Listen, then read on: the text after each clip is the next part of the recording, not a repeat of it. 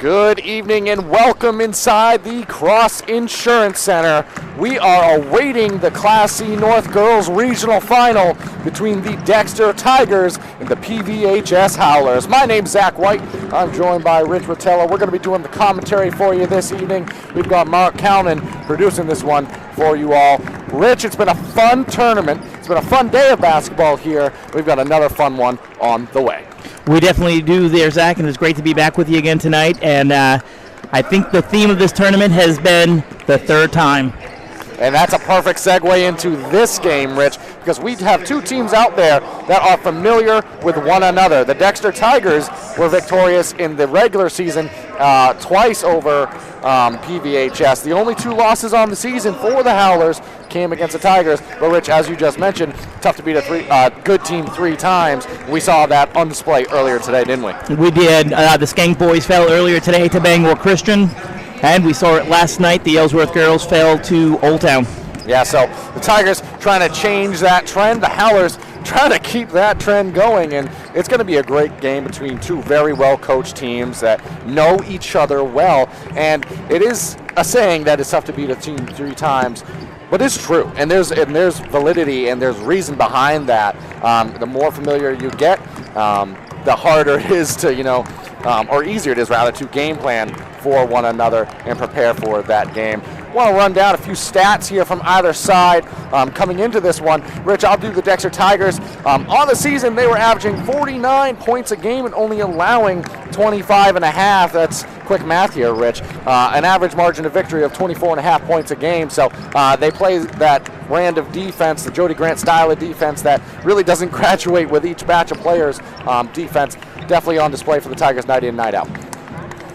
And then for PVHS, Coach Case, his team is averaging 67 points on the regular season and only giving up 26, a point differential of 41. Yeah, that's a pretty stark difference there when you start to look at those numbers. We will take a look at the regular season matchups between these two sides. So the first time, the Howlers, their first loss of the season came at Dexter, where they lost a close one, 34-39. And then Dexter pulled out a little bit more at Howland, victory 32-46. But none of that really matters, Rich. All that matters is today, this game between these two tough teams. What we're going to do now is in a moment, we're going to take it over to a commercial break. After we do that, we're going to be approaching the end of the pregame show here. But again, we want to thank you for coming along here in our season. This is our final broadcast for the Maine Sports Media team of the season. So regular and post, this will be our final broadcast. I want to again thank you all for tuning in, joining along. While we have the audio broadcast for you this evening, what we're going to be talking about for the game, we're also going to have videos and highlights from the game on our YouTube channel as well. So feel free to keep listening, but you can also expect video highlights as well. But as I said, we're going to take it over to a quick commercial break and be back with you in a moment.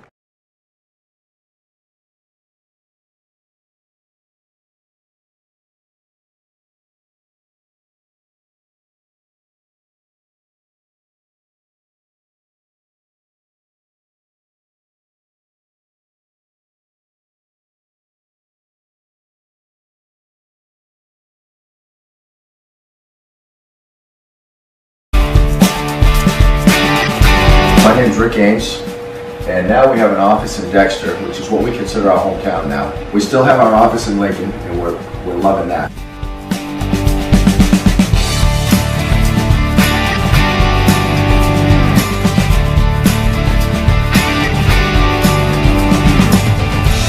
We're looking forward to helping you naturally feel and be your very best.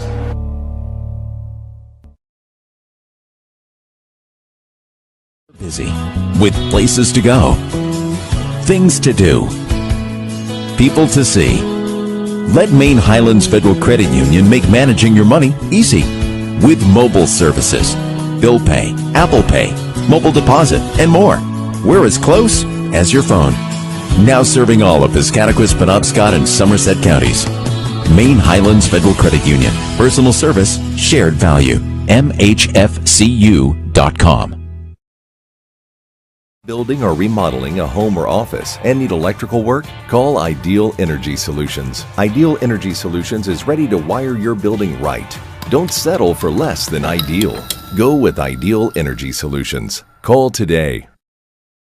Looking to make the switch to heat pumps for your home or office? Call Ideal Energy Solutions. Ideal Energy Solutions is ready to help you save energy with a new heat pump today. Don't settle for less than ideal. Go with Ideal Energy Solutions. Call today. To Rouse Garage in Dover Foxtrot to discover the difference between walking into a local dealership versus a big dealer that uses high-pressure tactics the second you drive onto the lot. From selling you a vehicle to servicing your vehicle, Rouse Garage will treat you like you are the only customer. While you're there, check out their state-of-the-art automatic car wash. Rouse Garage, call them at 207-564-3434 or visit them at 191 East Main Street in Dover Foxcroft, Maine. And softball training facility has the perfect gift for the budding all-star on your holiday shopping list.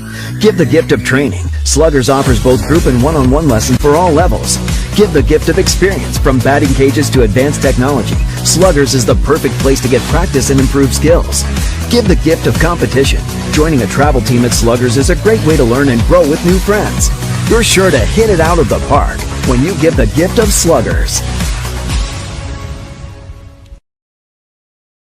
We are the NFHS. That stands for the National Federation of State High School Associations. But really, what we stand for, together with the MPA, are the 49,000 high school sports and performing arts students in Maine. And so, we stand. We stand for the runners, debate team members, and basketball players. We stand for their coaches, officials, and adjudicators. We stand for the drummers, football players, and actors.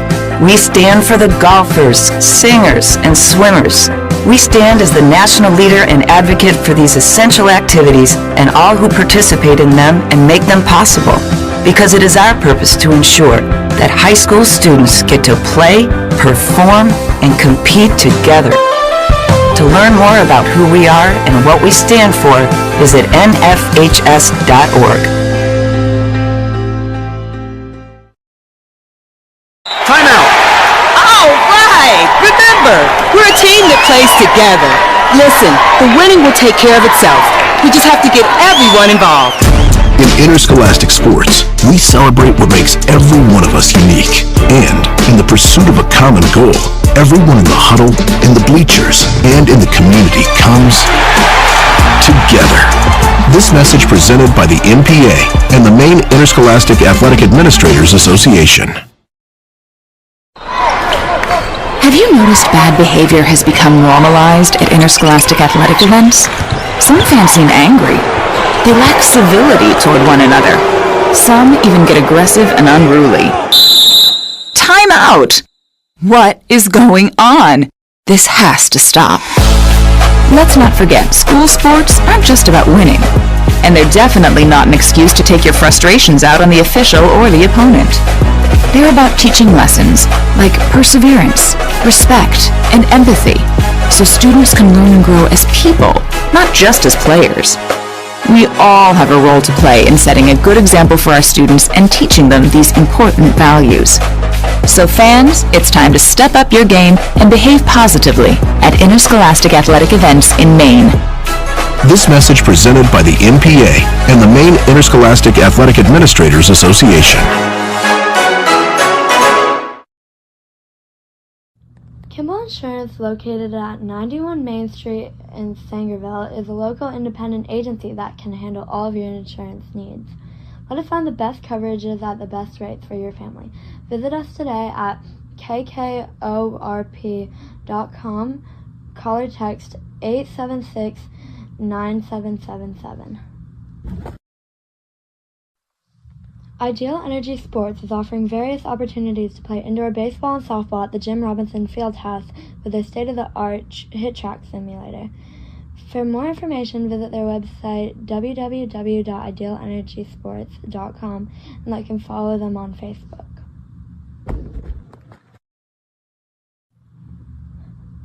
Two new companies in Dover Foxcroft that are proud supporters of Eastern Maine sports. Scenic Drive Sports is a new sporting goods store in town. Visit them at 25 North Street for all your team sports needs, and they are also the newest Old Town canoe and kayak dealer in the state of Maine. Blackberry Crane is a family-owned and operated crane and rigging service provider located in Herman, covering the state of Maine with cranes from 27 to 240 tons. From roof trusses, HVAC units, steel and precast erection to modular homes and communications equipment. Call 977-BEAR today.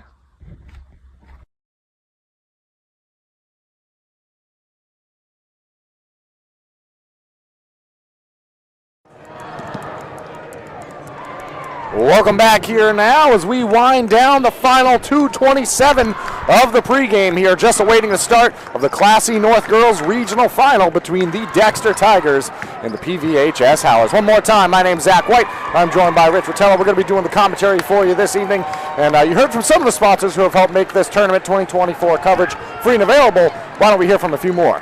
At Dover Ford, we pride ourselves on being your trusted Ford dealership in Dover, Foxcroft, Maine. We offer an extensive selection of new Ford vehicles and pre-owned models to satisfy virtually every driving need. Whether you're in the market for the latest Ford model, searching for the new perfect pre-owned vehicle, seeking a new Ford service center near you, or exploring finance options, we're here to help. Call us today at 564-3395. Thank you to Maine Highlands Federal Credit Union, Sluggers Trading Facility, Kimball Insurance, Rawls Garage and Car Wash, Ideal Energy Solutions, Dover Ford, Ideal Energy Sports, Scenic Drive Sports, Black Bear Crane, Ames Chiropractic, Maine Principals Association, and Bangor Grande Hotel for sponsoring Eastern Maine Sports Media's coverage of Tourney 2024. Please support these local businesses. Thank you to those local businesses. Thank you to Rich. And thank you for joining in. We've got a minute on the clock. Both sides have returned to their respective benches.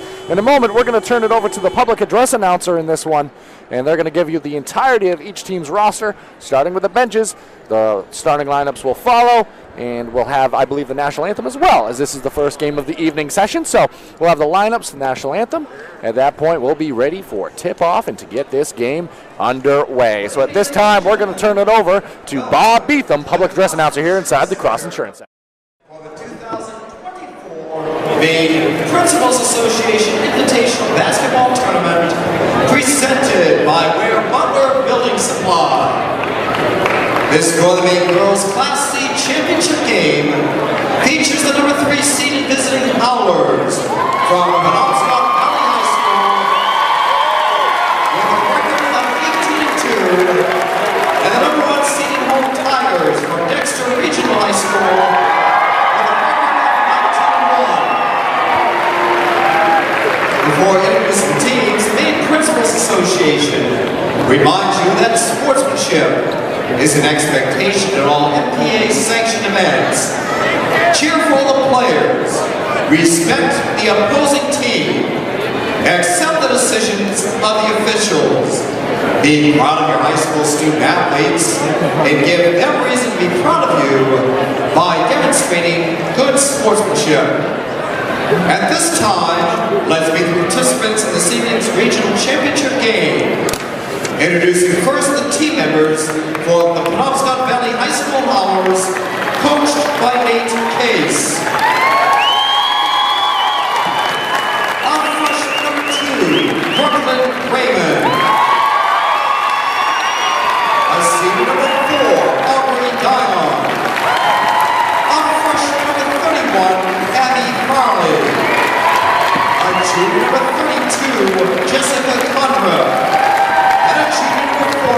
Shay Ireland. And now we'll introduce the team members for the Dexter Regional High School Tigers, coached by Jody Grant. A sophomore number 5, Annabelle Peaks. A junior number 12, Lillian Cooley. A sophomore number 15, Callie Stone. Brooklyn Dorman. A junior number 33, Carly Kaufman. A junior number 34, Mariah Castillo. A sophomore number 44, Aiton Dodge. A senior number 50, Lily Bagley. And an injured player, a senior, Lily Brown. Now the starting lineups for this evening's regional championship game. For Penobscot Valley at forward, a junior captain, number 1, Ellie Austin. For Dexter Guard, a senior number 3, Callie Gudrow. For Penobscot Valley at guard, a sophomore, number 3, Riley Bolton. For Dexter Guard, a sophomore, number 10, Desiree Adams. For Penobscot Valley at guard, a senior captain, number 10, Ashlyn St. Cyr.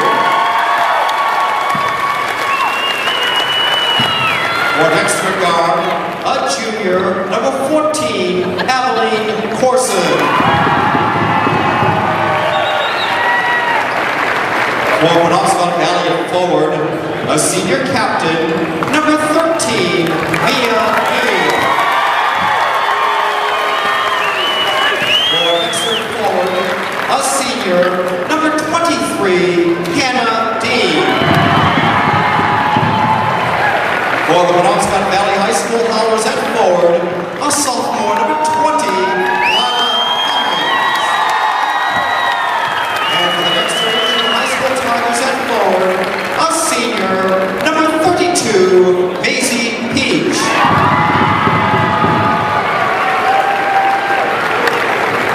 Officials for this game are Mr. Porter, Mr. Alla, and Mr. Herring. Certified athletic training services are provided by Northern Light Sports Health.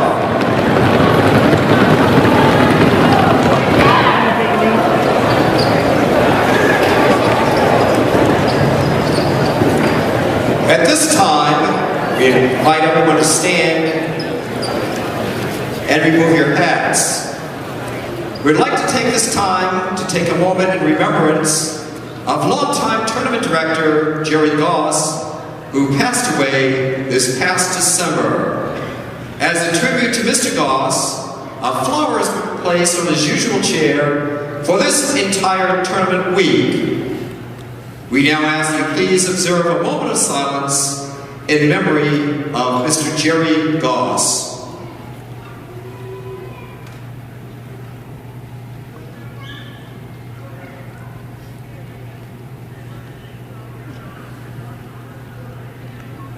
Thank you.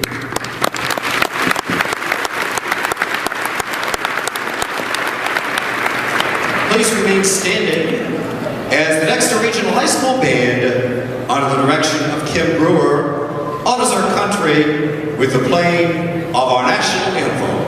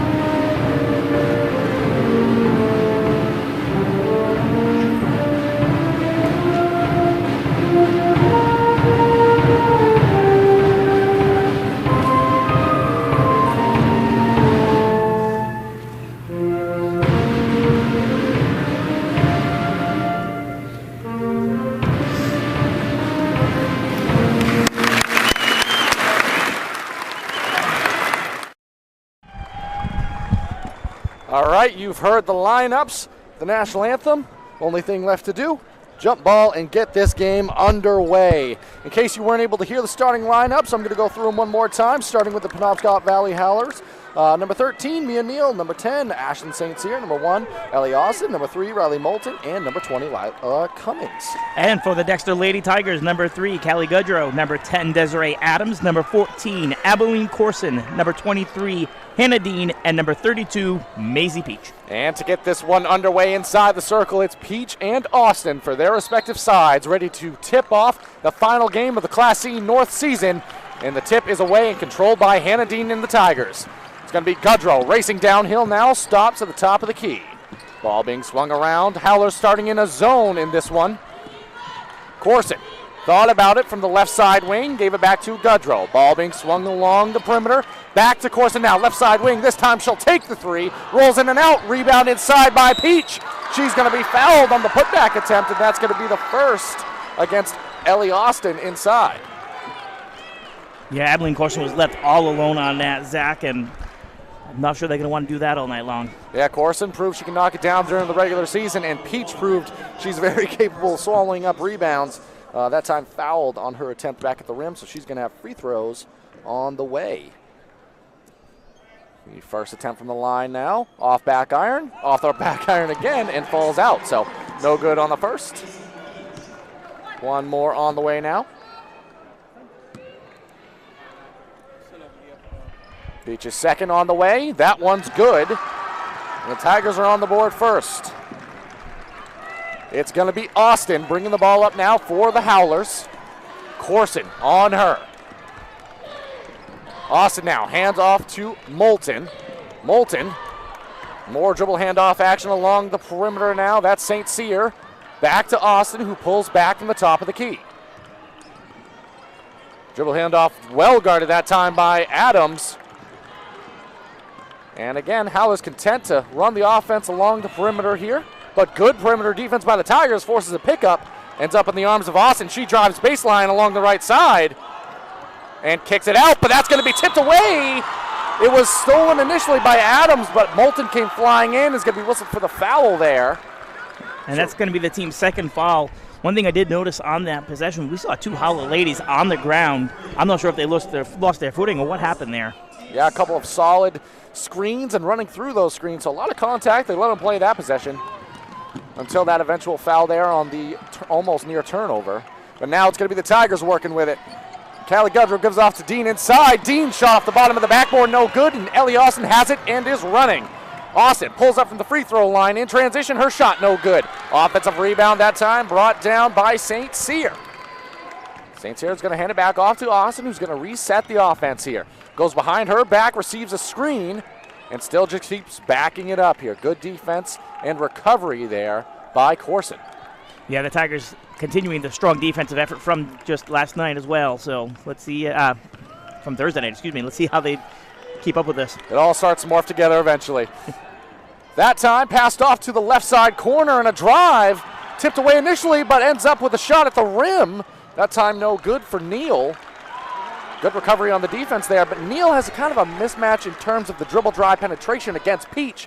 Forcing Peach to guard her on the perimeter might be something to watch for in this one. Howlers now, they're going to pick up in the full court here. Ball was out of bounds off the Howlers, so back to Dexter. Adams has it. She drives the length of the floor. Eventually gets across half court before giving it up to Callie Goodrow, who swings it over to Corson before getting the ball back now. Goodrow, bounce pass over to Adams along the left side wing. Back to Goodrow, the top of the key. Good action along the perimeter here. Skipped across to Adams. She thought about it for a moment. Good defense, good patience. That time, high to low action. Peach ended up with it. She's going to be whistled for a travel there. Maybe a drag with the pivot foot that time. Peach tried to make a move along the right side, low block. And the Lady Howler zone and their length causing some offensive struggles early on for the Dexter Lady Tigers. And this time, it's going to be Moulton, Riley Moulton bringing the ball up for the Howlers. Still looking to get something going offensively. And they're going to try to get the ball to Austin. They do. Before getting it back at the top of the key, that's Cummings now. Dean on her, giving her some space now. Dribble drive and a handoff to Moulton. Moulton the kick to St. Cyr. She drives baseline. Player down inside, a lot of contact, no call. They'll let him play a little bit here, Rich. They are. That's the second time we've seen Neal hit the ground. And Cummings, she's going to back it up. Top of the key, her dribble drive against Dean. Shut off by Dean, forced to kick that ball back out. Ellie Austin has it. She drives, throws up a runner, shot no good. Ball on the floor, picked up by Goodrow, and the Tigers, they're running. Pass ahead to Corson. Corson stops, going to be fouled. That's going to go against Mia Neal. Neal showing a lot of emotion off of that foul. I don't think she agreed with it, and she let it show. Well, I'll tell you who did not agree with it was the Howler faithful behind us. A lot of intensity, a familiar matchup. This was the regional final last year, so a lot added to this ball game. But that's going to send Corson to the free throw line. Corson's first, good. So all points coming the way of the charity stripe in this one.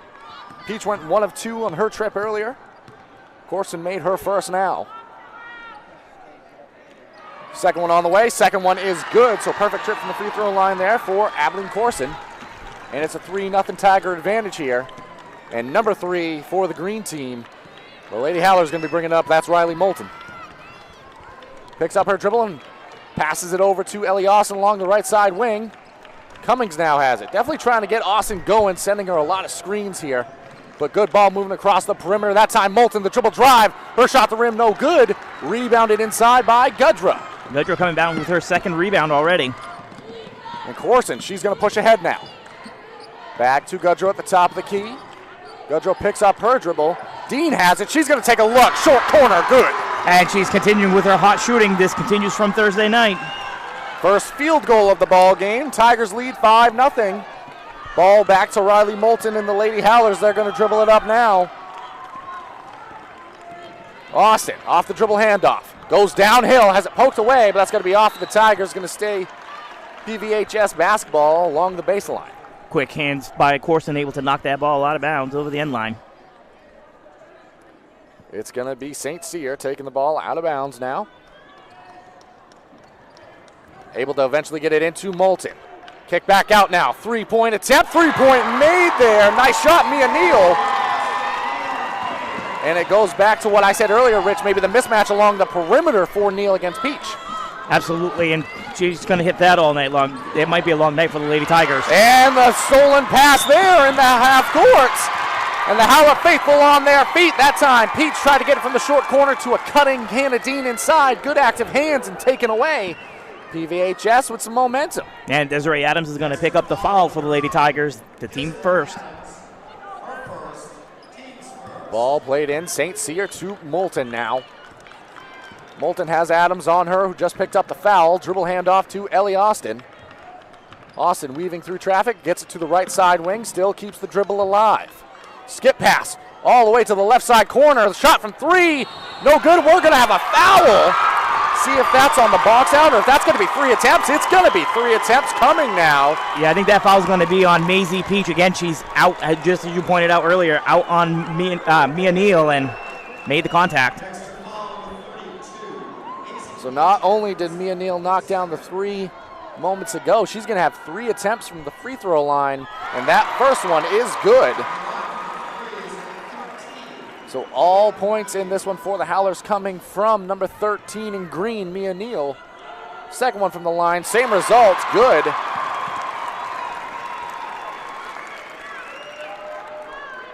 Coach Case just gave some instructions to Riley Moulton. Yep, two very well coached teams. Third attempt from the line, off the mark. Battle for the rebound, Tigers come away with it. Corson now has it, gets it to Goodrow. Able to get across the midcourt line. Dribble drive now, goes baseline. Good defense along that baseline. Has to kick it out now, does to Corson. Goodrow gets it back. A step inside the 3-point line from the left side corner, no good. Howlers rebound, they push it fastly ahead. And it's going to be knocked out of bounds off of PVHS. Desiree Adams with a great defensive play for the Lady Tigers, able to get back, recover, and knock it off of a Howler. Yeah, what a pass by Ellie Austin. Kind of got that from foul line to inside the painted area on the other half of the court. So great throw. Good defense and transition by the Tigers and Adams. Goodrow now picks up her dribble, has it taken away, but ball's on the floor. And eventually the Tigers do come away with it. So a near turnover. Good hands by Austin. Tigers kept it alive. Goodrow. Now right side wing has her pass tipped. And it's going to be a foul against Goodrow after it went into the arms of Austin. Ellie Austin playing some very good defense right now for the Lady Howlers. Coach Case has got to be happy with that performance so far. And on the board, I believe they put that foul against the Howlers in terms of teams, but that should be 3 on each now. Yeah, Goodrow picks up her first. Mia Neal now has it. That is important because 5 team fouls is free throw, so that will need to be corrected on the board. But back to the action now. Cummings has it top of the key. Dean giving her some space. Ellie Austin receives a dribble handoff and a screen. Drives left. Ends up on the left side block. Skip across and stolen away now by Goodrow. The scoreboard has been fixed now, reflecting the appropriate amount of fouls for each side. And Corson swinging it along the perimeter now for the Tigers. Gets it back. Right side wing. Thought about a 3. Swing over to Corson. Steps inside the 3-point line. She thought about it. A lot of patience on display this trip down. That pass stolen on a skip by Cummings. Good defense lying in wait there. Cummings kicks to Moulton. Moulton goes downhill down the middle of the lane. Runner's good. And PVHS has its first lead of the game. Nice shot there. Inside by Moulton and stolen away by the Howlers. Mia Neal running. Dump off to St. Cyr. She's going to take a shot from inside the 3-point line on the right side wing. Shot was short, rebounded by Corson. We've got 1:10 left in the first quarter. It's a 7-0 run for the Howlers. And a couple of steals. And it looks like whatever Coach K said to Riley Moulton starting to work for the Lady Howlers. And now the Tigers showing some patience here, just swinging the ball along the perimeter. Corson well beyond the 3-point line now has it, mirrored by St. Cyr. Goodrow dribbles twice, gives it off to Adams in the right side corner. Pass almost stolen away there again, but ends up in the arms of Corson. Goodrow now has it. Dribble drive, throws it up with the left shot, no good. Peach keeps it alive for the Tigers. It's going to be off of her leg, though. Out of bounds ball back to the Howlers. Coach Case liking what he's seeing down low. 3 girls on Peach, not allowing her to secure that rebound. And it's going to be Mia Neal now with it, who with Neal bringing the ball up, it is going to be Dean switching to her. So that's going to put Peach on Cummings down low. And Neal going to hand it off to Cummings. Definitely looking for one shot here with 17 seconds left to play. She's got Neal left alone out there. And Dean kind of guarding both here in this situation. Neal looks over to the official, make sure she's not picking up the 5-second call. Now a drive by Cummings. Cummings gets inside the left side elbow, kicks it back out. Neal, pass fake, keeps the ball, takes a shot. Off the top of the backboard and out of bounds. That's how the first quarter of action is going to come to a close. Howlers on top by 2. We'll be back with you for the start of the second quarter. Black Bear Crane is a family-owned and operated crane and rigging service provider located in Herman, covering the state of Maine with cranes from 27 to 240 tons. From roof trusses, HVAC units, steel and precast erection to modular homes and communications equipment. Call 977-BEAR today. Kimball Insurance, located at 91 Main Street in Sangerville, is a local independent agency that can handle all of your insurance needs. Let us find the best coverages at the best rates for your family. Visit us today at kkorp.com. Call or text 876-9777.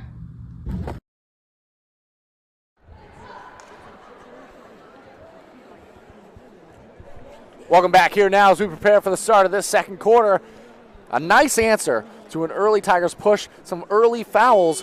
But Howlers on a 7-0 run right now, and their defense starting to click here. Yeah, the Lady Tigers started off with their 5-0 run. Coach Case whispered something to Riley Moulton, and then the Lady Howlers were able to rattle off 7 of their own.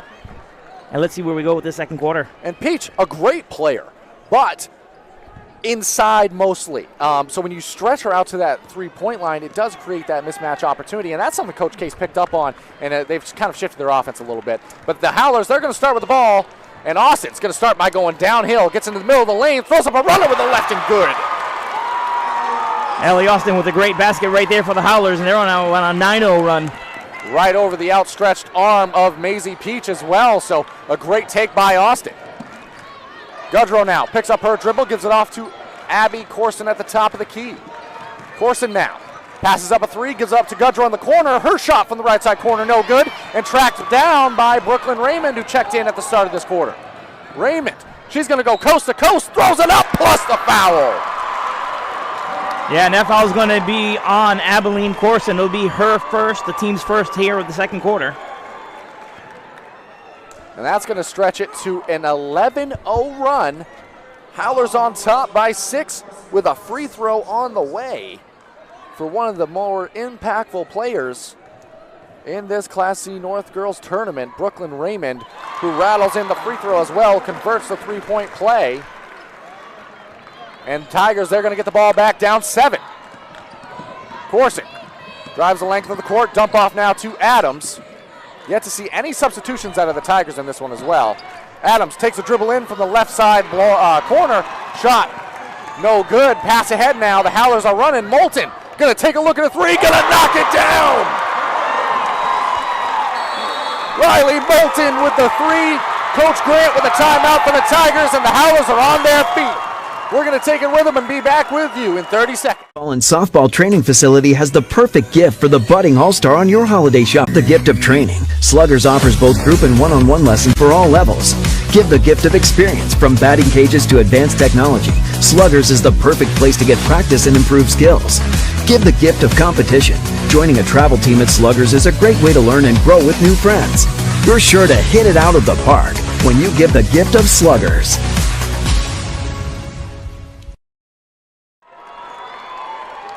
Welcome back here now, Rich. What a run by the Howlers here. 3 in transition there by Moulton. And it's a 10-point lead, a 15-0 run after the Tigers scored the first 5. And they're going to have the ball now trying to answer this run. Yes, we are on a 15-0 run for the Lady Howlers. Let's see if this timeout worked for Coach Grant. Let's see what he's got drawn up for the Lady Tigers. And now, ball being swung along the perimeter. Ends up with an Abby Corson 3. Shot no good. Austin swallows it up. Austin now drives the length of the floor, pulls up from the right side, elbow, shot no good, batted around. It's going to end up in the arms of the Tigers. Corson, she is quick and she is moving, but elects to pull it out now in the half court. Raymond on her. Gudrow has it. Pass into Peach. Peach looks over the defense, gives it back to Corson, who's going to draw up a new set here. Still contending with this zone of the Howlers, giving the Tigers a lot of fits. Corson now swings it along the baseline to Gudrow. Gudrow back out to Corson. Patience on this trip down. Good defense by the Howlers. Corson collects it. Tigers not able to find anything inside. They do to Dean. Dean high-low to Peach. Peach triple teamed. Has to kick that ball out. Great defense by the Howlers. Callie Gudrow rather from the left side corner. No good. Peach follows the miss with a 2 from the left side block. And able to stop the bleeding even momentarily for the Lady Tigers. But what defense in the half court we are seeing from the Lady Howlers in this one. And Mia Neal gonna bring the ball up, gonna slow things right down. Got Neal and Cummings pulled out far here. Maybe a little bit of some delay basketball on the way. As Cummings and Neal, and keep in mind that's the Peach Dean matchup. Looking to slow this thing right down. Gonna force Peach to make an adjustment near that three-point line, because right now Hannah Dean guarding both almost like a zone. It is man-to-man for the Tigers or player-to-player, but definitely content to waste some time here. Peach now has made her way beyond the three-point line, but this action is happening well near the half-court line. Definitely a game plan we're seeing on display here, Rich. Yeah, Coach Case really wants to get Peach out there, open up the lane, just like we were about to see. Yeah, as Cummings drove inside, created an opportunity to kick out to Neal. Shot no good, swallowed up by Hannah Dean, but they had an opportunity there and a very clean look. Smart play, good coaching there. Nice set by Coach Case and the Howlers. Yeah, I thought Cummings was going to take it to the hole, but she decided to kick it out. And what was once looking like a hula hoop for the Lady Howlers, they go back to a basket there over their last 2. And that time, the Tigers worked it inside to Dean. Her pass to the low block, intercepted by Ellie Austin. The Howlers electing to slow it down now. Austin, mirrored by Corson, kicks it off to Raymond. Right side wing now for her. Remember, in the quarterfinal action, she had 6 made three-pointers off the bench. Definitely a hot hand in this one to watch out for. Neal has it. Cummings, her drive. All the way underneath. Going to be whistled for the travel. Made the layup, an acrobatic one at that, around Peach. But going to be whistled for the travel. Yeah, Coach Case not agreeing with that call. 3:55 left in this second quarter and first half of action. Corson now bringing it up for the Tigers, gives it off to Goodrow. Token full court pressure, forcing some extra time off the clock. Corson has it now. Swung along the perimeter, Adams thought about it. Going to be bumped there by Raymond. And that's going to be her first, and the first for the Howlers. And it looks like the Lady Tigers are struggling to get the ball inside to Maisie Peach, as you pointed out earlier, via the triple team. We're going to have to start seeing some outside shooting to open the inside for Maisie. And while capable, haven't seen a lot of those attempts, so you got to start to take them and see some balls go through the basket, as that ball is going to be kicked off the inbounds by Raymond to gain that level of confidence, Rich, to knock down those threes and take them without thinking about it too much. Yeah, and we'll tell you earlier, at the start of the game, Corson was left open for one, then she hasn't taken another one yet, but we'll see if that changes. And that time, Goodrow catches in the right side corner, and she's going to be fouled on her drive, that time against Austin. I believe Austin's second in this one.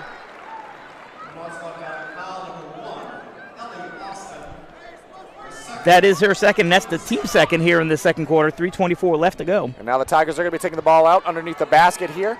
Ball tipped, but still controlled by the Tigers. Goodrow, her initial drive shut off, kicked out to Corson now. Corson directing traffic. Kicked over to Adams, back to the top of the key. We've seen a lot of action along the perimeter. You got Neal and Cummings both guarding Maisie Peach right now. Goodrow now has it. Skip pass now to Adams. Going to give it to Goodrow, who cut along the baseline there. Now replaces herself, drives all the way across the baseline. Corson had it, 2 dribbles, pulled up from the free throw line, no good, but the long arm of Maisie Peach kept it alive, tipped back out to Corson. Back to Corson now, over to Adams. Second chance opportunity now for the Tigers. Corson, well beyond the three-point line, thought about it, pass it up now. Again, have to repeat, not much action on the interior. Great job of the Howlers to pack the paint here. Adams left alone here on the side. She gets it, left side corner, back to Adams. Time coming off the clock here. Great defense by the Howlers. Goodrow thought about it. Drives, kicks to Corson, who passes up the 3. Back to Goodrow. The Lady Tigers hesitant to shoot a 3 right now, Zach. Yep, and ball to Adams. Back to Corson. What a display of defense by the Lady Howlers. And now they get the ball to Dean. Back outside to Abby Corson. Her 3 no good. Rebounded by Austin. What a trip down. Ton of time off the clock. And no points garnered for the Tigers. 1:45 left to play. 8-point ball game. Advantage Howlers in this one. We're going to have a timeout taken by Coach Case. We're going to keep it here.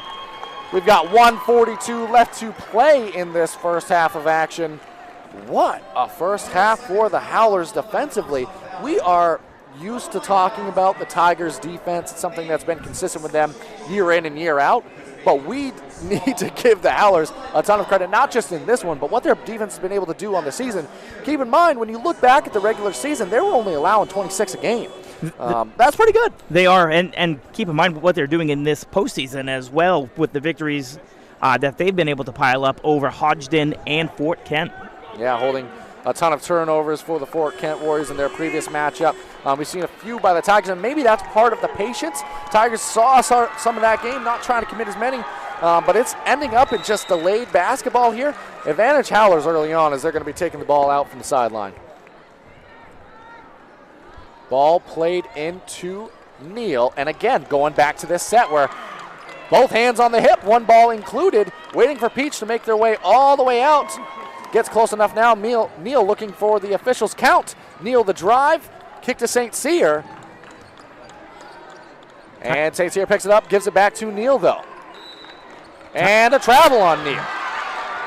And sometimes when we see teams with the delay on offense, we do sometimes see a little mental lapse in the foot dragging and pointing case right there. And you can also get out of rhythm. I feel like it would be fair to say neither offense in a super solid rhythm, but one side executing a game plan to an effective point here in this one. That's the Howlers. As the Tigers, they're now working on offense again. Corson has it at the top of the key. Again, this zone on display by the Howlers, creating a lot of problems. Skip pass to Adams Goodrow rather, through her hands, but controlled still by the Tigers. Goodrow has it back now. Double teamed in the corner, but able to get it to Corson. Corson, good swing along the baseline. Dean going to take a clean look, going to make it. Hannah Dean, some sharp shooting, up to 4 points in this game. And almost identical to her first basket. That time was a little bit more crisp on the ball movement, and Hannah Dean from the right side short corner able to knock down a long two. Very similar to her first 2 points. And now tipped out of bounds by Corson, looking to get the ball to Austin, where the Howlers, but they're going to have the ball on the sideline. And don't look now the Lady Tigers are on a 4-0 run. It's been a game of runs in this one. And it's leading to a 6-point margin. Advantage Howlers, who go back to Neal, holding the ball near the midcourt line with Peach just close enough to initiate the 5-second call. As soon as that happens, Neal goes downhill. That's going to be a player control foul against Neal. Drove right into Hannah Dean, who stood in there, took a shot, but ball going the other way. That's Mia Neal's second now. And she was able to get right back up, was Hannah. And that's going to, yes, the second foul on Mia Neal and the third team foul.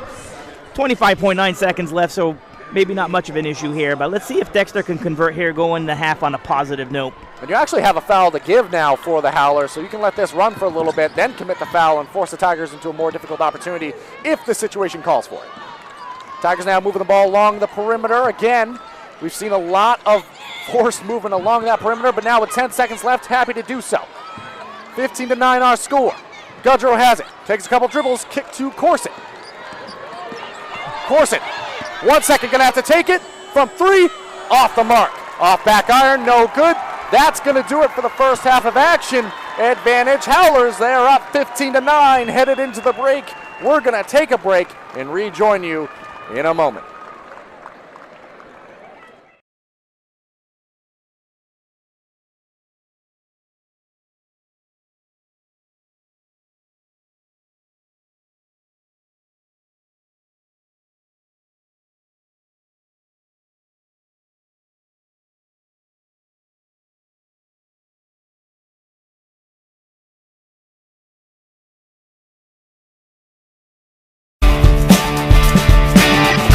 My name is Rick Ames, and now we have an office in Dexter, which is what we consider our hometown now. We still have our office in Lincoln, and we're loving that.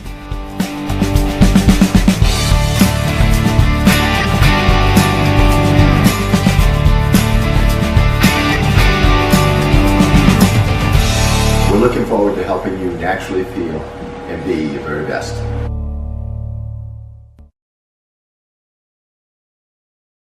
Busy with places to go, things to do, people to see.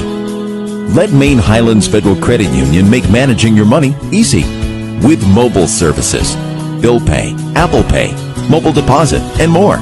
We're as close as your phone. Now serving all of Piscataquis, Penobscot, and Somerset counties. Maine Highlands Federal Credit Union. Personal service, shared value. MHFCU.com.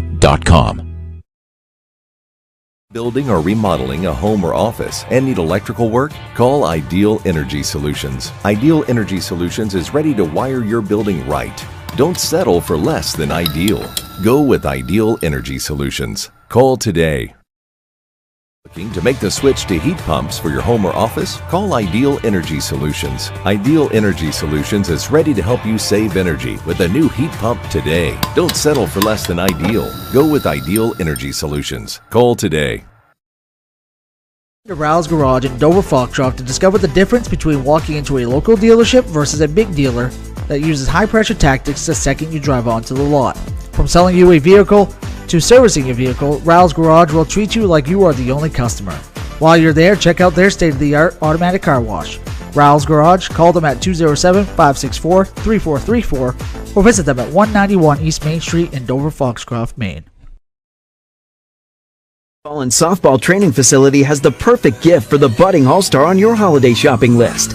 Give the gift of training. Sluggers offers both group and one-on-one lessons for all levels. Give the gift of experience. From batting cages to advanced technology, Sluggers is the perfect place to get practice and improve skills. Give the gift of competition. Joining a travel team at Sluggers is a great way to learn and grow with new friends. You're sure to hit it out of the park when you give the gift of Sluggers. We are the NFHS. That stands for the National Federation of State High School Associations. But really, what we stand for, together with the MPA, are the 49,000 high school sports and performing arts students in Maine. And so we stand. We stand for the runners, debate team members, and basketball players. We stand for their coaches, officials, and adjudicators. We stand for the drummers, football players, and actors. We stand for the golfers, singers, and swimmers. We stand as the national leader and advocate for these essential activities and all who participate in them and make them possible, because it is our purpose to ensure that high school students get to play, perform, and compete together. To learn more about who we are and what we stand for, visit nfhs.org.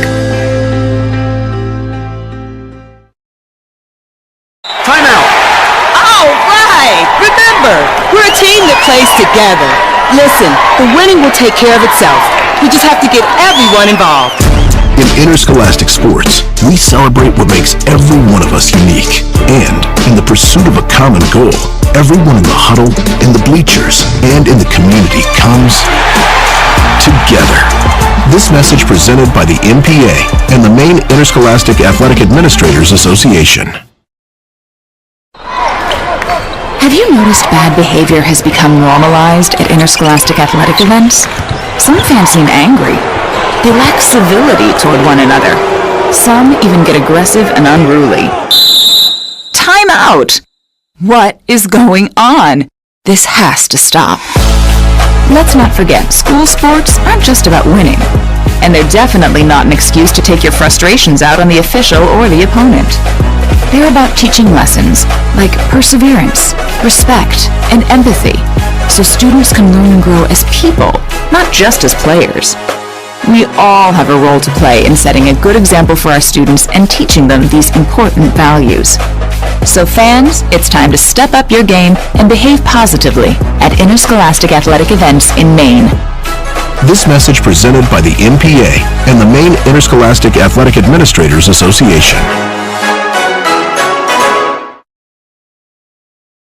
Kimball Insurance, located at 91 Main Street in Sangerville, is a local independent agency that can handle all of your insurance needs. Let us find the best coverages at the best rates for your family. Visit us today at kkorp.com. Call or text 876-9777. Ideal Energy Sports is offering various opportunities to play indoor baseball and softball at the Jim Robinson Fieldhouse with their state-of-the-art hit track simulator. For more information, visit their website www.idealenergysports.com and you can follow them on Facebook.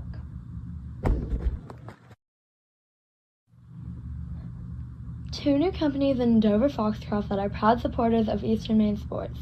Scenic Drive Sports is a new sporting goods store in town. Visit them at 25 North Street for all your team sports needs, and they are also the newest Old Town canoe and kayak dealer in the state of Maine.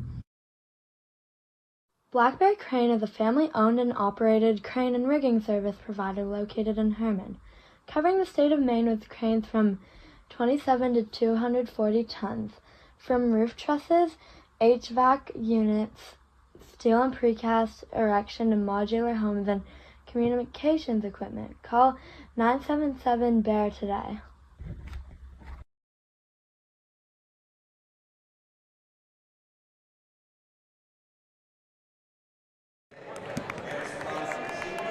Welcome back here now. Thank you for joining us at the halftime. You heard from some of the sponsors who have helped make Tourney 2024 coverage free and available. Why don't we tell you about a few more? At Dover Ford, we pride ourselves on being your trusted Ford dealership in Dover, Foxcroft, Maine. We offer an extensive selection of new Ford vehicles and pre-owned models to satisfy virtually every driving need. Whether you're in the market for the latest Ford model, searching for the perfect pre-owned vehicle, seeking a new Ford service center near you, or exploring finance options, we're here to help. Call us today at 564-3395. Thank you to Maine Highlands Federal Credit Union, Sluggers Training Facility, Kimball Insurance LLC, Rowell's Garage and Car Wash, Ideal Energy Solutions, Dover Ford, Ideal Energy Sports, Scenic Drive Sports, Black Bear Crane, Ames Chiropractic, Maine Principals Association, and Bangor Grande Hotel for sponsoring Eastern Maine Sports Media's coverage of Tourney 2024. Please support these local businesses. Thank you to all of them. Thank you, Rich, and thank you to everyone watching along. This will be our final broadcast of the season. We are going to still continue with coverage going into states as well. There'll be plenty of videos, highlights, and overall coverage. This is just our last broadcast.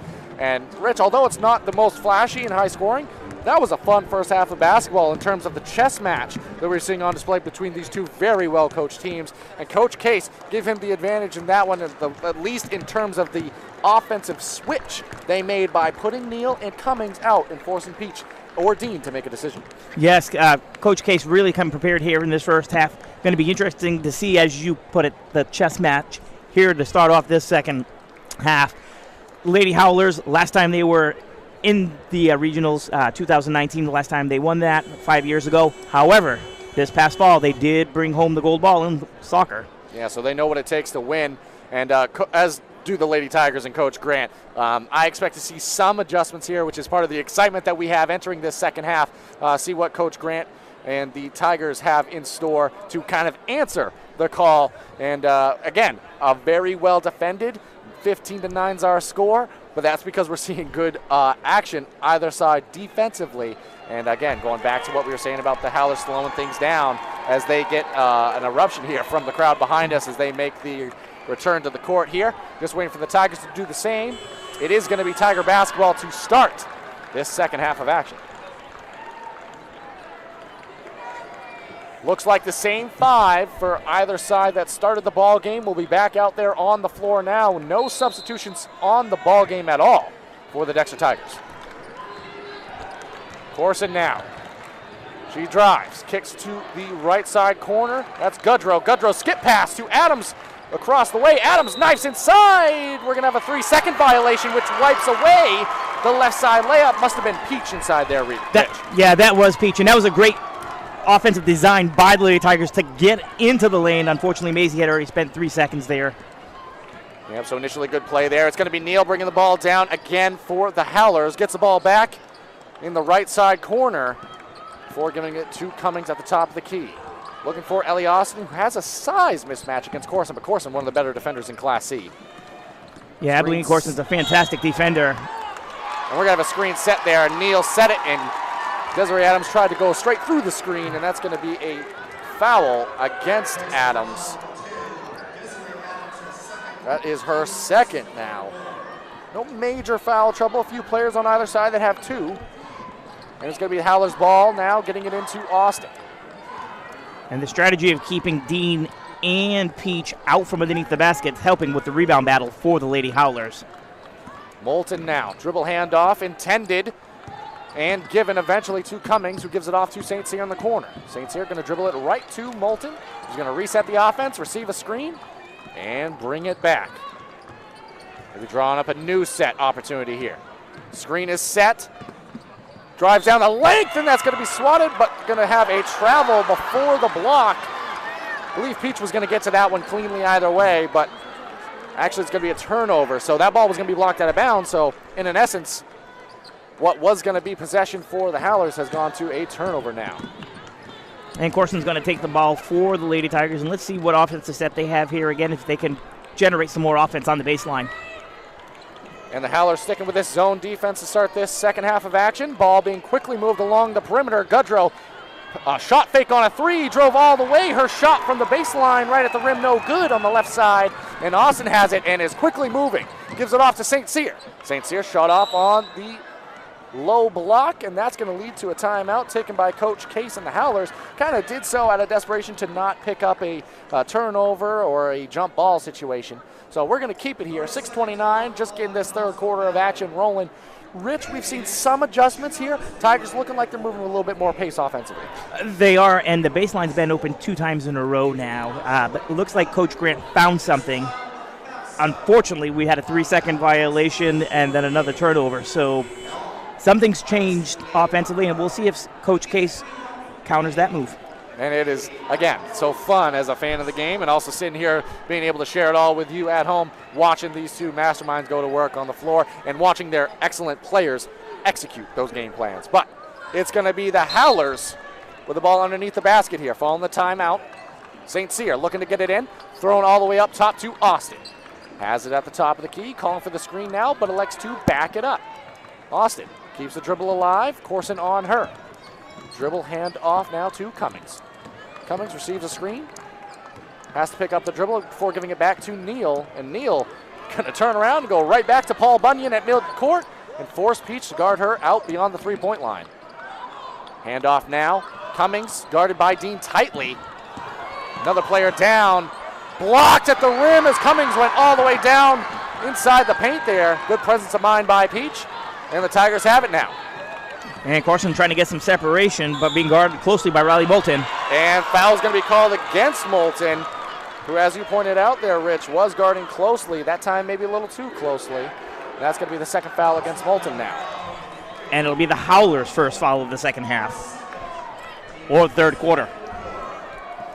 Pass in, Gudrow to Corson. Corson receives a screen, takes a couple dribbles, and then going to be whistled for a travel there on the jump stop. Might have slid on that jump stop. Looked like that's what the official kind of motion. Corson was curious as to what the travel was.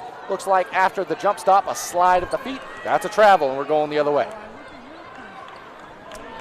Still no scoring here yet in the second half, Zach. A little few mental mistakes going on right now, both sides. And guess who's bringing the ball up? It's going to be Mia Neal, guarded by Peach. Hands it off to Cummings now. Cummings going downhill, kicks it to the corner. St. Cyr has to pick up her dribble, and she's going to travel. Great defense by Gudrow that created that travel. And that's going to bring Brooklyn Raymond back into the ball game. Going to replace St. Cyr in this one. Yeah, the only sub of the game for both teams so far to this point. And now Corson. She's going to bring the ball down. Again, there's been full court, but maybe more token pressure here. But Corson able to skip that one through after a little bit of some dribble penetration. But Gudrow ends up with it along the three-point line. Corson skipped underneath. Nice find to Adams. Her shot at the rim, no good. Ball batted for, taken away by the Howlers. And that's been there. That's the second time here. And earlier in the game, the first quarter, that was there as well. And now Austin has it. No scoring yet this quarter, but it's going to be given off to Neal. This time Dean on her. Dribble handoff to Cummings, and Peach going to sit back in the paint, so Cummings going to elect to walk it back near between half court in the three-point line. And Dean now races out to guard her, so a switch there. Cummings goes downhill, going to lose the ball off of her leg, though. So maybe the Tigers in more of a rhythm adjusting to this now. Dean and Peach kind of almost an immediate switch there, making an adjustment. Yeah, it looked like that she had the lane open quick enough on that exchange, but lost it out of bounds off her leg. And now Gudrow has it, and Gudrow is going to be whistled for a travel here. So it's about 4 travels and no points in this second half of action. Uncharacteristic of both teams. Definitely a lot of nerves in this one. 4:24 remaining. We've almost had 4 minutes of action without a score here. But it's going to be Cummings bringing the ball down now.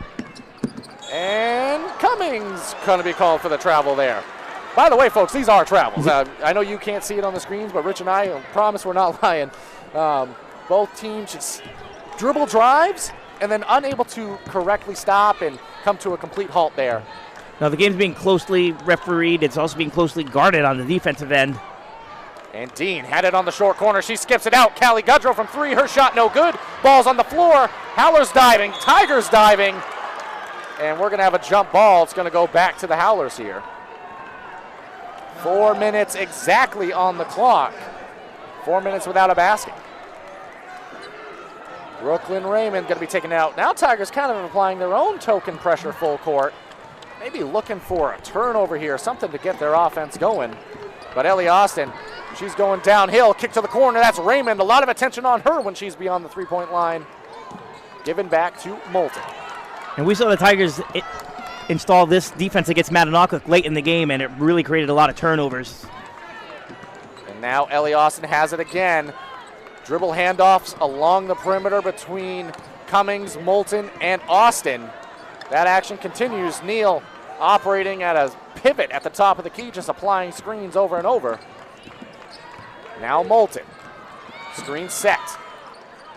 Kick to Raymond before going back to Moulton. Moulton now going to elect to back it off near the half-court line. The time is the friend of the Howlers right now. It is. Austin, the drive. That time picks it up before kicking it back out to Mia Neal. Neal gives it back to Austin. Over 5 minutes played without a basket yet in this third quarter. Moulton now knifing around that screen, gives it back to Ellie Austin. And again, the Howlers back it up to midcourt. Coach Grant asking for more pressure from Corson and the Tigers here, but Neal gonna pick it up, and guess who's on her? That's Maisie Peach, well beyond the three-point line here. And another dribble handoff. Again, Howlers really working the clock here, executing their offense well. They have a game plan, they're sticking to it. Good job in this one so far, but Neal. Oh, they're gonna say it went off of Maisie Peach's hands. And the official asked for confirmation, but the other official agreed. So, ball out of bounds, all the players turn to go the other direction, but the Howlers happy to take the ball underneath the basket here. Absolutely, they just took 5 minutes and 35 seconds off the clock. They don't need to score another basket. No, they got enough points to win the game right now. Moulton wants two more, though. Her shot in the lane, no good. Peach slows it down, holds the ball for a moment. Tigers, they want to run. Corson was calling for it. Gives it back to Goodrow. But good transition defense by the Howlers. Swing along the perimeter off to Dean in the short corner. She made two shots from that exact spot in the first half. Her shot that time was no good. Peach the follow, 2 points. The first two of the second half. Took 6 minutes to get there, but Maisie Peach has two. Now a 4-point Lady Howler lead, and bringing the ball up is Mia Neal. 11-15 our score here. And it will be Peach, not Dean. Neal. Dribbling away. Looked for the dribble handoff, unable to get it there. And two Tigers converged on the basketball that was intended for Austin and maybe prevented a steal from one another in that situation. It's knocked out of bounds off of the Tigers. It's going to be Howlers basketball underneath the basket.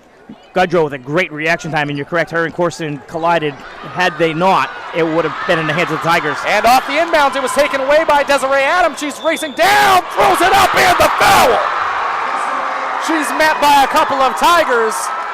And after no points for 6 minutes, 4 points quickly. One more on the way, potentially for Desiree Adams. 1:28 left in this third quarter. Free throw on the way.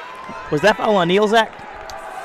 Oh, I was making the call there. I didn't pick it up. The free throw was missed. Peach corrals it and knocks it down for two. We're all tied up, 15 apiece with 1:22 left in the third. The Howlers now will need a basket. And here's the thing, Rich. You've taken your offense a little bit out of rhythm. You've executed what you wanted to do, but now you need points and you got to get back in rhythm here. Austin has it. Corson on her. Dribble drive and a kick. Over to Cummings. 1:03 left in the third quarter. Cummings has it. Pass inside to Neal. Faces up near the basket. Dribble drive. Throws it up wildly. Knocked out of bounds off of Neal. Tiger faithful on their feet. And a 6-0. Oh, actually, if we go back to the last quarter, it's a 10-0 Tiger run. It is, actually. It feels like a long delay now.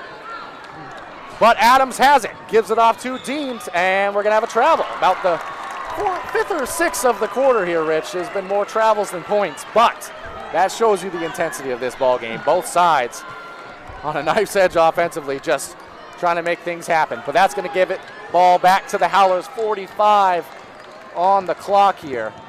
And we did get confirmation the foul was Mia Neal, and it was her third foul. Now action at the top here. Austin has it. Picks up her dribble, gives it off to Raymond. Raymond drives along the right side, shut off by Goodrow. Mirror now. Ball taken away by Dean. Pass was intended for Neal. Dean is running. Deal stops. Layup on the left side's good. Hannah Dean for two. Tigers lead. All Dean on that play. Great defensive play. Lots of pressure. Callie Goodrow along the sideline. Dean read it, stole it, and laid it in for two. And a backcourt violation on Raymond. Tigers in a roar right now. 8.7 on the clock. They've got all of the points in this third quarter. And we talked about the chess match. This quarter, advantage Tigers and Coach Grant. Yeah, the Dexter Tigers have definitely come roaring back here this quarter, Zach. 6 seconds. Corson Gives it to Adams, gets the ball back. Swing to Goodrow, gonna have to take a three. She does, knocks it down! Kelly Goodrow bangs a three home. Tigers lead 20-15 through three. We're gonna take it to a break. We've got a good one. Stick around, fourth quarter coming to you soon. Blackberry Crane is a family-owned and operated crane and rigging service provider located in Herman, covering the state of Maine with cranes from 27 to 240 tons, from roof trusses, HVAC units, steel and precast erection to modular homes and communications equipment. Call 977-BEAR today. Kimball Insurance, located at 91 Main Street in Sangerville, is a local independent agency that can handle all of your insurance needs. Let us find the best coverages at the best rates for your family. Visit us today at kkorp.com. Call or text 876-9777. Back here now for the start of the fourth quarter. It's going to be Tigers basketball to start. Rich, you pointed out during the break, back-to-back 15-0 runs for these two teams. Howlers, they were up 15-5. Now it is 20-15. They didn't score at all in the third quarter. The momentum has definitely shifted in favor of the Tigers, and the stall ball may have worked against the Howlers in that quarter. No rhythm. Goodrow has it. Swung along the perimeter. Adams to Corson. Back to Corson now. Left side corner to the left side wing and Corson. Goodrow has it. And now the Tigers go into a little bit of some patience here. Still contending with this zone of the Howlers. We're going to have to pull it out at some point here. They do. Austin calling for St. Cyr to apply more pressure to Corson along the perimeter. Corson drive, dump off to Dean. Batted around. Dean gets it back out. Almost a near turnover there. Good defense by the Lady Howlers. Very strong defense to start this quarter. Coach Case definitely has the girls playing with their intensity on the defensive side again. And now, more of a player-to-player almost here. Good transition and good steal there by Austin for the Howlers. She's running. Austin gonna pull up from inside the free throw line, knocks it down. Ellie Austin, the pendulum keeps on swinging. Momentum, at least to the start of the quarter, to the Howlers there. First points of the second half. And it is now player-to-player defense, it looks like here, Rich. And they're going to go looking for a post-up inside to Peach almost immediately. But good defense inside by Neal, denying that pass. Tigers going to have to adjust the defense here. Yeah, the Tigers definitely need to shift their offensive maneuvering around here. They're keeping it outside. Austin guarding on Adams. Corson has it. Guarded by St. Cyr. Corson picks up the dribble, pass inside to Peach. Peach, strong move. Shot no good at the rim. And Peach going to be whistled for the foul off of the miss there. Good rebound inside by Neal. And for Maisie, not like that one, Rich. They don't. And for Maisie Peach, that's going to be her second foul, the team's first of this fourth quarter. And now momentum to the Howlers here. And the other thing to look out for, Zach, we're in the fourth quarter. No Dexter subs. Is the tiredness starting to set in? There will be something interesting to watch here late in this one. Now Austin has it. Working inside. We're going to have another travel called there. Austin with an extra step on the hop step there. Right idea. Did get between two defenders, but maybe a drag or an extra step added. And we have full court pressure now. This isn't token. This is the real deal. Lady Howlers are pressing. Able to get the ball into Corson, see if the Tigers clear everyone out now. Ellie Austin on Corson, they will. And Corson's going to be able to walk it up now. Ball knocked out of bounds off of Austin. And Corson happy to let that one roll out of play. 5:52 left here in the fourth quarter. 3-point lead for the Tigers. Yeah, the Howlers switching to a person-to-person defense here, coming out of the zone, which they executed fairly well the first three quarters. Goodrow. Almost some difficulty getting the ball in, but does to Corson, who goes behind the back before bringing it out past the three-point line. Dribble handoff to Adams. And offensively, after you've operated against the zone, it can be a big difference to have to go back and adjust to a man-to-man or a player-to-player.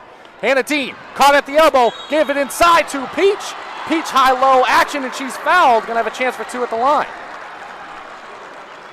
And that's going to be on Ashlyn St. Cyr, my apologies. Ashlyn St. Cyr, and that's her first foul the team's first of the fourth quarter. And Maisie Peach took 2 free throws in that first quarter, went 1 of 2 on that trip.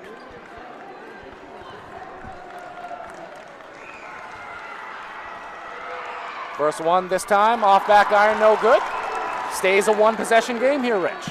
Maisie Peach has been filling the stat sheet, but tonight 7 points, 4 rebounds, and 1 block, and very unlike Peach stat line. Second one, good, so very similar to that first trip. Splits them. 4-point ball game here. Moulton bringing the ball up, has Adams on her. Moulton the high dribble, knocked out of bounds by the Tigers. It's going to stay Howlers basketball here. 5:26 left. Corson jumped the route and was able to knock it out of the hands of Ellie Austin. And now able to get it back into Ellie Austin, who's mirrored by Corson. Done a very good job here in the half court. And that's going to be a travel against Cummings. Again, kind of putting the cart before the horse. Has the right idea, but just got the feet going a little too premature there. Tigers going to have the ball, still contending with this full court pressure now from the Howlers. Corson has St. Cyr draped on her, able to get it across half court. Good defense there without fouling by St. Cyr. And Corson pulls it back out, and now she's going to drive. Corson gets all the way inside, and we're going to have a hand check called. And that is before the shot that eventually did come from Corson after driving down the middle of the lane. So it's going to be out of bounds underneath the basket here, 5:04 remaining. And Ashlyn St. Cyr is going to pick up her second foul, both here in the fourth quarter. Second team foul for the Lady Howlers. 5:04 to go. Tigers now looking to get it in. They get it in on the backside to a diving Peach for 2. Corson, what a great pass, great setup there for Maisie Peach. Largest lead of the game, I believe, for Dexter, 6-point lead. It was 5, and then the 15-0 run came from the Howlers, who are now looking to get things going again offensively. Giving it off to Austin. Screen set by Neal. Austin picks up the dribble from the free throw line, gives it back out to a diving St. Cyr. St. Cyr, pass inside, batted around, ball on the floor, taken away by Gudrow and the Tigers. Almost stolen away. Corson kind of lost the ball there for a moment. Took her eye off it for a second, you're right, and there's going to be a bump. And that's going to be against Moulton. That's Moulton's third here, and the third team foul, I believe, third team foul of this fourth quarter. Yeah, you're correct there, and she's going to actually join Mia Neal, who also has 3 fouls. Ball into Corson off the out of bounds. Corson now, still contending with player-to-player defense now. Dribble handoff to Gudrow. Over to Corson, who now has St. Cyr on them. Corson, dump off underneath to Hannah Dean. Pass nobody home, stolen away. Riley Moulton running. Moulton wanted to pull up from 3. Elects better, gives it off to Austin. Austin's long shot, no good. Down goes Dean and down goes Cummings. Cummings was down on the ground first. And ball went out of play, no call. I think 2 players just going for the ball there. Maybe got the feet tangled, but no foul, and it's going to be Tigers basketball here. They get the ball into Corson. Can't understate the athleticism of Corson in this one. Been the primary ball handler and beating the press just by bringing the ball up on their own. Now driving down the heart of the lane. This time they take it themselves, but has it swatted away inside. Good block by Cummings, who now has the ball and is sprinting down the lane. Cummings. Lower the shoulder, going to be called for an offensive foul. And that was Adams, who was lying in wait. And that's just going to be the first foul against Cummings, but the 4th team foul. And it's going to lead to a Nate Case timeout. We're going to take it with you. We'll be back for the final 3:39 in a moment. Ideal Energy Sports is offering various opportunities to play indoor baseball and softball at the Jim Robinson Fieldhouse with their state-of-the-art hit track simulator. For more information, visit their website www.idealenergysports.com and like and follow them on Facebook. To make the switch to heat pumps for your home or office, call Ideal Energy Solutions. Ideal Energy Solutions is ready to help you save energy with a new heat pump today. Don't settle for less than ideal. Go with Ideal Energy Solutions. Call today. Welcome back here now, 3:39 on the clock. We've got a 6-point advantage, the largest of the game for the Tigers. It was 5-15 at one point. Tigers went on a 15-0 run of their own. We're here at 23-17 now after a few more baskets. Coach Case called a timeout there. It's going to be interesting to see what they draw up defensively now. It's going to be Gudrow taking the ball out now. Tigers being pressed full court here. Gudrow able to get the ball into Corson. And now he's got Ashlyn St. Cyr on course, and let's see how that works out for the Lady Howlers. Guarding her pretty closely.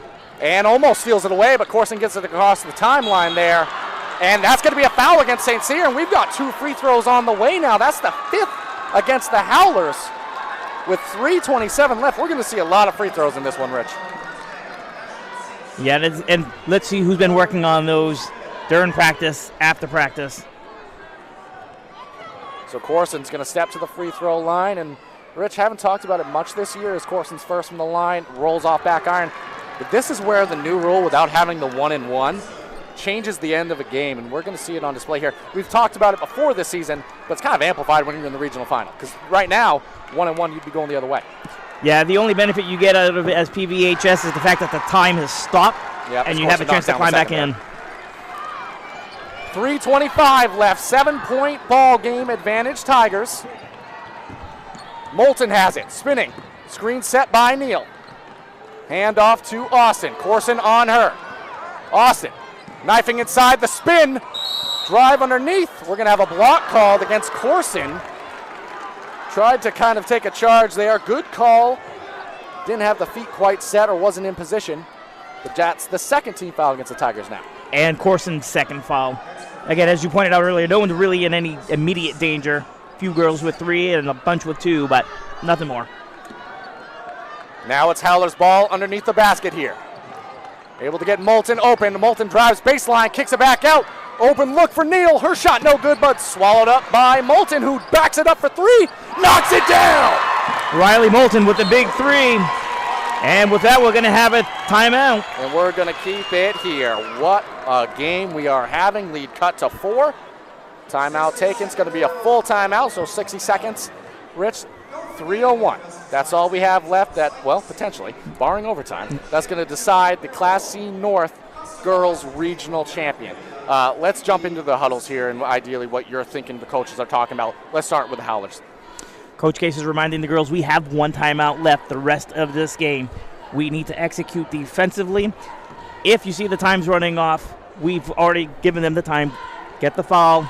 We'll come back later. If we're Coach Grant, we own the clock. We own the lead. We don't have to shoot again. Force PVHS to make them make the errors. I wouldn't be surprised. We've seen kind of player-to-player pressing full court where Abby Corson has been able to dribble at the ball kind of guarded by one player, so it's not as effective. I wouldn't be surprised if we see a half-court trap, if we see more of a full-court pressure here. Mixing it up somehow as now you see 4 players in the backcourt here for the Howlers. Kind of a 2-2-1 here almost in the full-court pressure, and they do bring everybody now. Abby Corson not going to be able to just dribble it up. Tigers contending with that. Gudrow has it. We're getting close to a 10-second violation, which brings a timeout from Coach Jody Grant and the Tigers. Rich, that's exactly what I was talking about right there. Yeah, you definitely called that one right there, Zach. Again, a game of chess. And I'm pointing up at the board for my broadcast partner here. 3 timeouts left for the Tigers, 1 timeout left for PVHS. So I believe you can see that pretty much on the board as well. The TOI, that's what that stands for. So that's going to decide part of this ball game as well. You don't know what the final minute's going to look like, so you have to be smart about how you manage these timeouts for the rest of this. Also, up there on the board, the fouls. And a great timeout by Coach Grant. You don't want to give that ball over in your own zone to PVHS by the 10-second. Remember, PVHS has scored the last basket. No more runs is what Coach Grant's asking for. Corson picks up her dribble, guarded by 2, turns it over into half court, taken away by St. Cyr. St. Cyr to Moulton, knocked it down a moment ago. That 3, no good, brought down by Adams. Big rebound by Adams, great box out. Lots of traffic down here, and she was able to come away with the ball. The Tigers having some pressure here with this full court pressure. That's going to be an offensive foul. Adams drove straight into Cummings. Cummings pumped right up and got knocked down there pretty hard. Good charge taken. 2:25 left, ball back to the Howlers, 3rd team foul, Rich. And Desiree Adams is going to pick up her 3rd foul. It's a 3rd team foul for Dexter. 2:25 left. It is number 3 now. Moulton bringing the ball up. She's knocked down a big 3 this quarter. Picks up her dribble there. Gives it off to Neal. Neal, kick to St. Cyr before getting the ball back on the low block. Drives inside, but that's going to be a travel. Had established position, then tried to re-step through. Good defense by Peach there. Travel the call. Peach held her ground, causing Neal's feet to shuffle, and the traveling violation. Dexter ball. Corson to Goodrow, contending with this full court pressure. Goodrow almost has it poked away. We've got a near violation here. And Coach Jody Grant called the timeout before the pass was thrown. That was going to be a turnover again. Tigers having a ton of problems here. 2 minutes left, trying to get this ball across the half-court line. And I wonder how much of that's coming back to the fact that there have been no Dexter Tiger substitutions in this game as well. And now 2 timeouts remaining for Coach Jody Grant and the Tigers. 1 for Coach Nate Case and the Howlers. So 2 minutes left, 4-point ball game. And this shift to the full court zone, trap, pressure, whatever you want to call it, it's that extra, it's that next chess piece on the board that's been moved here. And now with a full timeout, Coach Grant, you can be sure is going to come up with a game plan on his end to try to help break that. And Rich, I just want to point out the gym has filled in. We've got another game coming this evening, scheduled here at the Cross Insurance Center, and the gym is filled. So great atmosphere happening right now. Class C North girls basketball, you're seeing why it's so competitive and why these two teams are standing atop the mountain looking to see who's going to come out on top. And let's see if last year's regional champs can pull this one out in these final 2 minutes. Corson picks up her dribble, mirrored by Moulton. Adams gets it across half court, over to Dean. Dean thought about the pass underneath to Peach. Clock now under 150. Corson over to Adams. We see, I thought we were going to see an intentional there, but that one thrown away by Corson. Ball out of bounds. 1:37 left. The pressure in the half court there, too much for the Tigers. Corson beckoning everyone to slow down, but right now you got to play defense. It's the Howlers making things happen in these final minutes right now. Definitely have the momentum. The defense has already been at a high pace, but the intensity's picked up even more, Zach. Austin stepped through the lane, but Peach had a mid on it. Blocked that one away and then batted it out to Corson.